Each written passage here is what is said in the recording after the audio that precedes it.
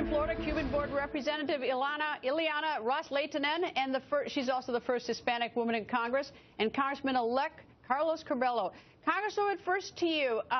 Your thoughts as Alan Gross comes home and the possibility of a normalization with Cuba? Well, first of all, we're always elated when an American gets to come home. So I congratulate Alan Gross. He got his freedom. He got to spend Hanukkah with his family. That's wonderful news. What is not wonderful news is that the families of the Brothers to the Rescue shoot-down, those four wonderful American patriots, they are spending yet one more Christmas without their loved ones, and they died at the hands of Fidel and Raul Castro. What is sad is that tomorrow the Cuban people will wake up and they will still have no political freedom. They will have no human rights to be respected. There are no political parties that exist in Cuba. That has not changed. Obama has given away the store, has given everything to the Castro regime. Of course the regime is happy. We got nothing in return. Congressman-elect Curbelo, you are a new generation of Cuban Americans. Your generation, does it feel, in South Florida, does it feel the same way as sort of the older generation, or do they looking forward to some sort of normalization? We all want the same thing for the Cuban people. We all want the same thing for the United States, and that's a strong America that leads and a free Cuba. And nothing that happened today gets us closer to those goals. The President of the United States has made every American serving abroad less safe today. He's provided a blueprint for dictators throughout the world. If you want to extract unilateral concessions from the United States, all you have to do is hold an American hostage and be patient.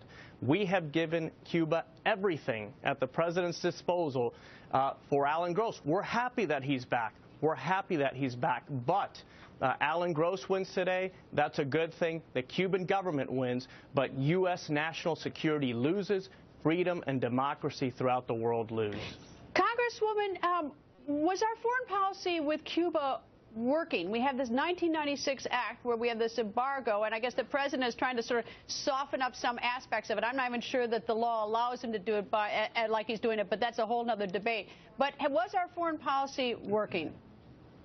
Well, you bring up a good point about him possibly breaking the law. I believe that he has broken the law. There are 3 laws that he's violated. We can debate that at another time, and we're going to do an investigation about the clarity of how he got the mission to do this. But what it shows, Greta, when you ask a key question, has our policy been working? Well, the policy of 190 other countries who have been wheeling and dealing and going to tourist trips and doing everything with Castro, they have not brought Cuba any closer to freedom or democracy. So it's not that the United States policy has not worked. The other policy of engagement has not worked. And in fact, what President Obama has done today, normalizing relations, that will not bring the Cuban people any closer to democracy either, because the one that will not change is the Cuban communist dictatorial authoritarian regime, and we can't get that through our heads. These guys are not going to change. Congressman-elect, let me ask you, I started to ask you before about men and women your age. You're in your early 30s, if I remember from the last time we talked. You know, do they feel the same way you do about it, or is that more of an older generation thing as we look towards Cuba? Yeah, Greta, I told you, our generation wants the same thing that all generations living in this country want.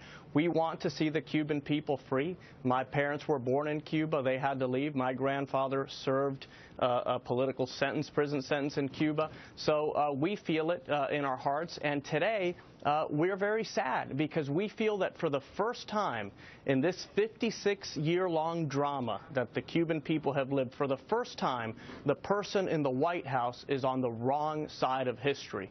We want the President of the United States to stand with the Cuban people. We want the President of the United States to stand with those heroes that are sitting in Castro's jails today, and we want the President of the United States to stand for a strong United States that leads with a clear voice and with moral authority, and that is not what happened today. And we shouldn't be surprised, Greta, because this is the same president that's at the table with the Iranians. This is the same president that draws red lines and ignores them. So what happened today is alarming, but it's not surprising.